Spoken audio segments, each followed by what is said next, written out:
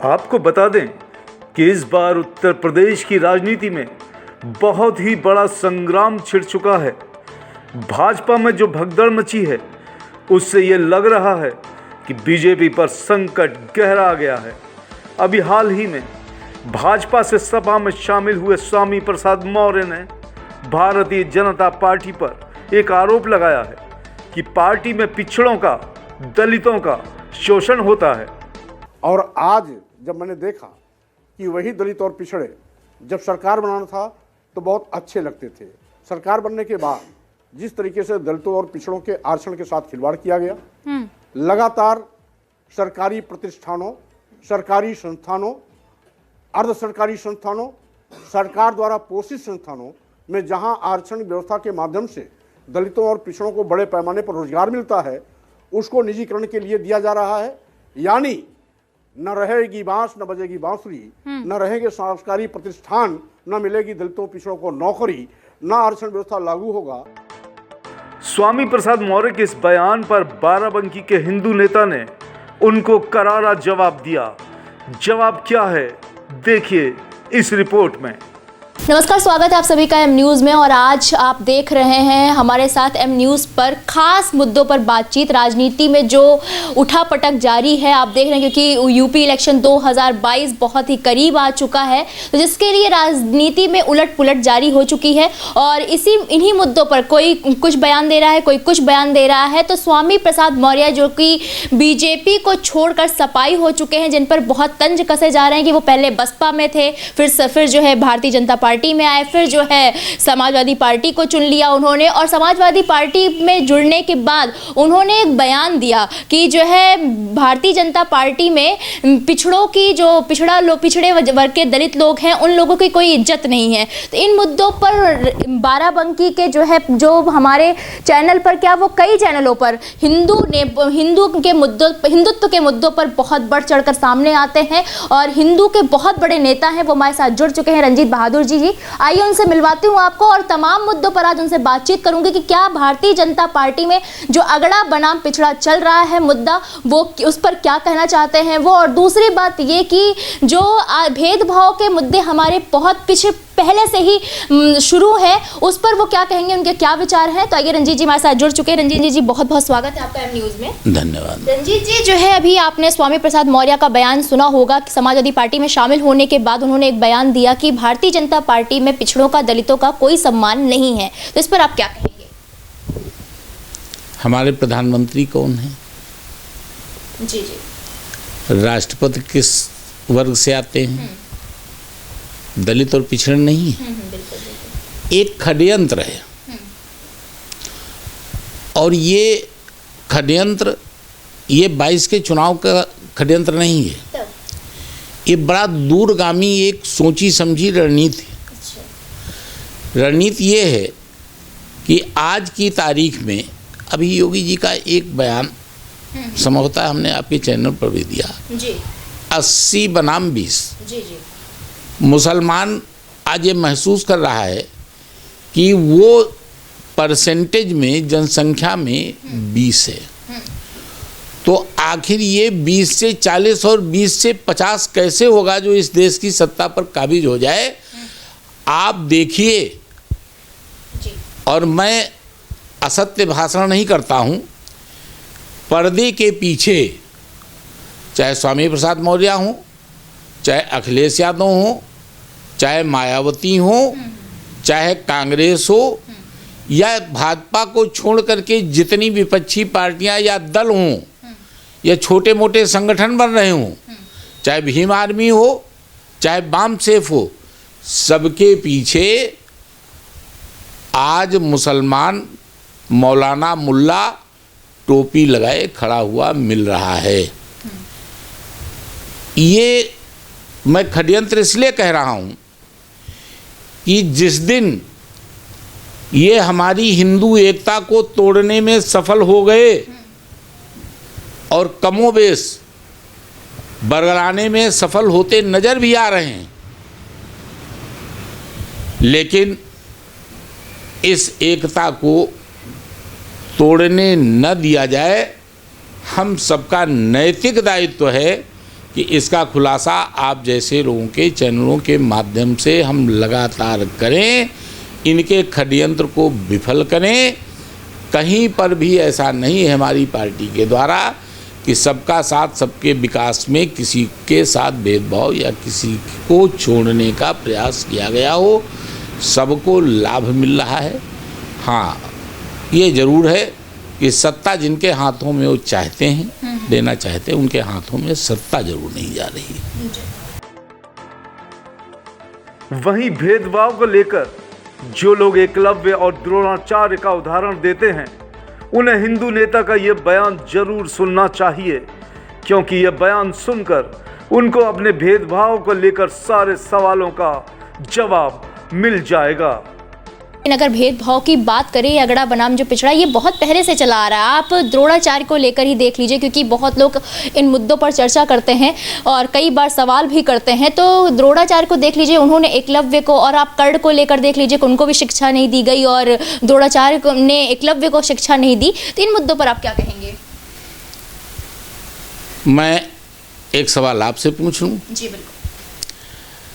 सरकारी अस्पताल का डॉक्टर क्यों पाबंद कर दिया गया है कि आप प्राइवेट प्रैक्टिस नहीं करेंगे?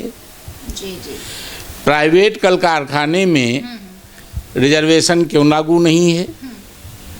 एक और बड़ी बात मैं आपसे पूछ लूं, आपके बच्चे को अगर कोई ट्यूशन पढ़ा रहा है टीचर आपका, और पड़ोस का बच्चा आवे और कह दे कि हमको भी पढ़वाइए, आपका टीचर पढ़ाएगा? नहीं, बिल्कुल नहीं। द्रोणाचार्य राजगुरु थे, जी। राजाओं के बच्चों को पढ़ाने के लिए नियुक्त किए गए थे। तो उनका धर्म क्या बनता था? वो क्यों अरे गहरे को पढ़ाते? कोई होता क्यों पढ़ाते? और अगर वो उसको पढ़ाना स्वीकार कर लेते तो अपनी नौकरी से निकाल दिए जाते। ये कौन से तर्क हैं? ये तर्क कौन से हैं? अरे जिसकी जहां नियुक्ति है वहीं पर तो काम करेगा।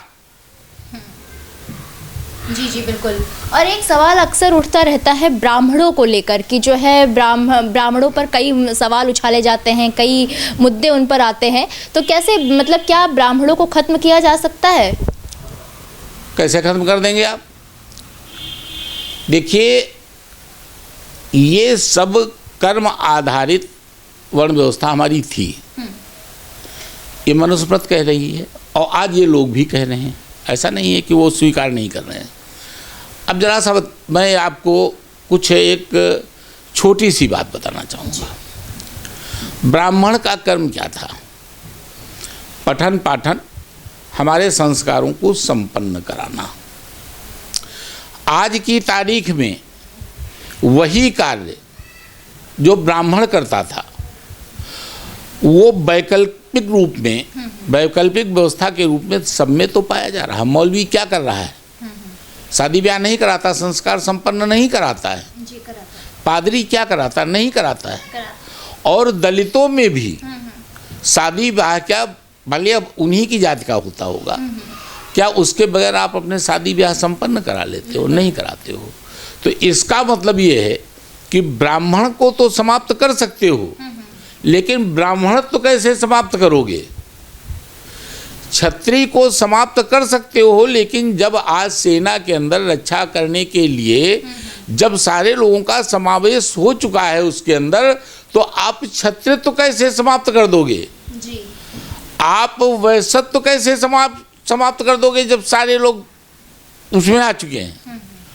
और रह गई शूद्र की बात, जो सबसे सेंसिटिव विषय है। तो क्या आप शूद्रत्व को समाप्त कर दोगे? ये सेवा भाव है, सेवा भाव है। आज कितने क्षत्रिय, कितने ब्राह्मण, मैं खुद नगर पालिका का चेयरमैन रह चुका, हमारी पत्नी चेयरमैन है। आज हमारे यहाँ ठाकुर ब्राह्मण और आप देखती हैं जगह निकलती है तो कितने डिग्री होल्डर और क्षत्रिय ब्राह्मण सब ये सफाई कर्मी के लिए फॉर्म भरते हैं। जी। फॉर्म भरते हैं। तो क्या हुआ? इस व्यवस्था में भी समावेश हो रहा है, अन्य जातियों का भी हो रहा है। तो ये क्या है? ये शूद्रत्व है। लेकिन शूद्रत्व एक भाव में नहीं है, बाकी चीजें तो एक भाव में आ सकती हैं, ये एक भाव में नहीं आता है। इसका दूसरा भाव मैं बता दूं, क्या ऊंच और ऊंची जात के लोग, ये जो भावना है शूद्रत्व की, ये जो हीन भावना है, अपने को नीचा समझने की भावना है, ये भावना आज उन्हीं के अंदर नहीं पैदा हुई जा रही है। तो क्या ये अपनी भावनाओं से शूद्र नहीं हो रहे हैं? आप उठने का खुद प्रयास नहीं कर रहे हो, आप अपनी भावनाओं को बदलने का प्रयास कर नहीं रहे हो, अपनी स्थिति को सुधारने का प्रयास कर नहीं रहे हो। तुम खुद अपने को समझते हो हम नीच हैं, और जो खुद अपने को नीच समझेगा, हमारे कितने ऐसे दोस्त हैं, पार्लियामेंट मेंबर भी हैं, विधायक भी हैं, वो आ जा करके हम लोगों से कहते हैं आकर के, मैंने अपने कभी जीवन में अपने को शूद्र नहीं समझा और किसी ठाकुर को ठाकुर नहीं समझा।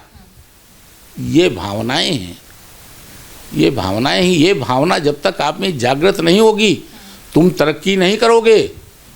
इस चश्मा लगाने वाले और आंख बंद करके बैठ करके देखने वाले, ईश्वर को नकारने वाले लोग, ये तुम्हारी तरक्की का रास्ता कभी नहीं खोल पाएंगे। चश्मा से और आंख बंद करने से आपका मतलब किसकी तरफ निशाना है? देखिए, नाम लेना ठीक नहीं है,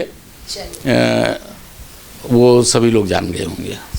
इतनी देर से रंजीत बहादुर के नाम के आगे हिंदू नेता सुनकर आप ये समझ गए होंगे कि रंजीत बहादुर हमेशा हिंदुत्व या हिंदू धर्म को लेकर कोई कटाक्ष बिल्कुल बर्दाश्त नहीं कर सकते। तो आइए ले चलते हैं आपको बाराबंकी के हिंदू नेता के पास और सुनवाते हैं कि इस बार उन्होंने धार्मिक मुद्दों पर एम न्यूज़ को क्या कह डाला।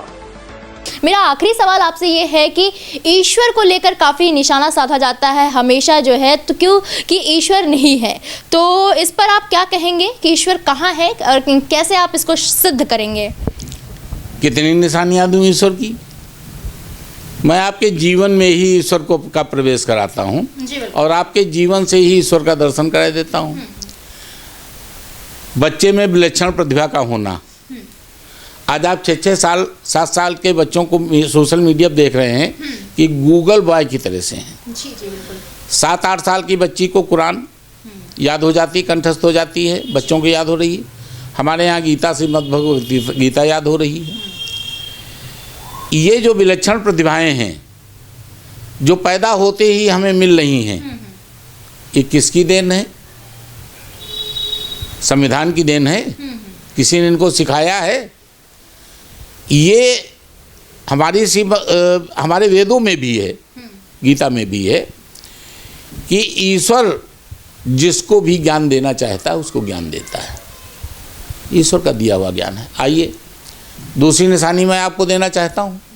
कभी कभी निकलता है, आप लोगों के मुंह से अक्सर सुना जाता है, हम लोग भी कहते हैं कि कोई बात कोई कह देता है तो कह देते हैं कि अरे इसके मुंह में तो सरस्वती विराजमान है। जी बिल्कुल, ये तो बात सत्य निकल जाती है। सही है। सरस्वती विराजमान है। कभी कभी अनपढ़ व्यक्ति भी ऐसे कार्य कर डालता है जो पढ़े लिखे नहीं कर सकते हैं। हमारे महात्मा गोस्वामी तुलसीदास जी, मसी कागज छुए नहीं कलम गही नहीं हाथ। सूरदास, कितने अनपढ़ लोगों ने ग्रंथ लिख डाले, शिक्षा कहीं की नहीं थी। ये क्या है? ईश्वर की देन नहीं है? मैं कितने उदाहरण दूं? अभी मैं आपको स्वप्न की बात जनता को बता दीजिएगा, सब लोग देखते होंगे, सब लोग महसूस करते होंगे। मैं गारंटी के साथ अपने अनुभव के साथ बता रहा हूं, रात को आप लैट्रिन पायखाना देख लीजिए, दूसरे दिन धन लाभ हो जाएगा आपको। आप हवा में उड़िए, उड़ते हुए अपने को देखिए, आपको यात्रा करनी ही पड़ेगी, आप चाहे चाहते हो चाहे न चाहते हो। हाथ की इन हथेलियों में देख करके लोग बता देते हैं किसकी कितनी शादियां होंगी, किसका क्या व्यवसाय होगा, किसको क्या धन की प्राप्ति होगी। ये किस संविधान में लिखा हुआ है? ये ईश्वर के द्वारा हमारे अंदर जो निशानियां उतारी गई हैं, ये उनके फल हैं। आज हमारे ऊपर राशिफल, आज हमारे ऊपर ऋतुफल, ये सारी चीजें क्या हैं? ये व्यवस्था आप कहोगे प्रकृति है, प्रकृति का अर्थ तो स्वभाव होता है। ये जो दिख रहा है ये ईश्वर का स्वभाव दिख रहा है। किस ईश्वर से इनकार करोगे? जी।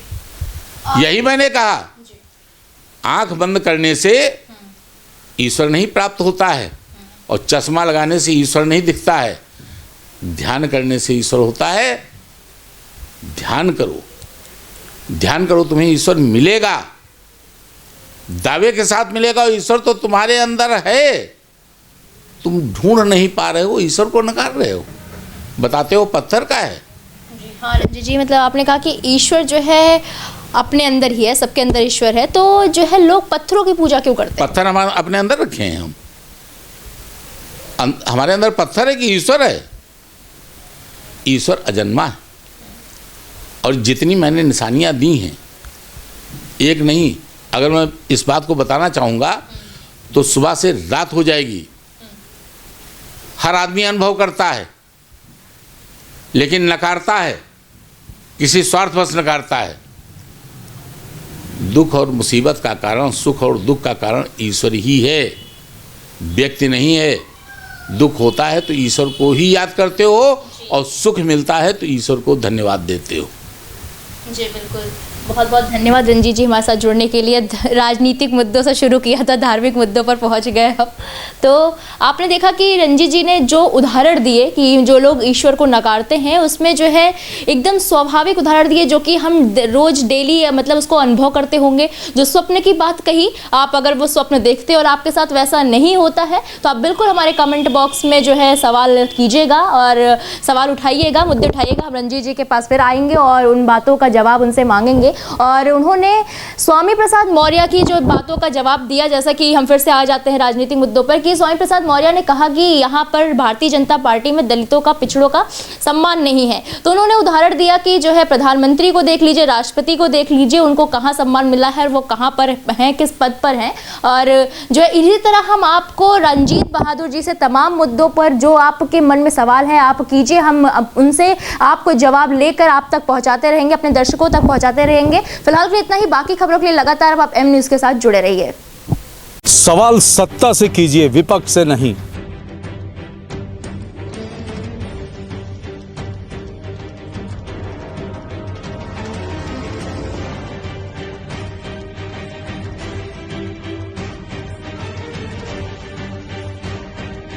विपक्ष से सवाल करने वाले तो बहुत हैं, लेकिन सत्ता से सवाल करते हैं सिर्फ हम।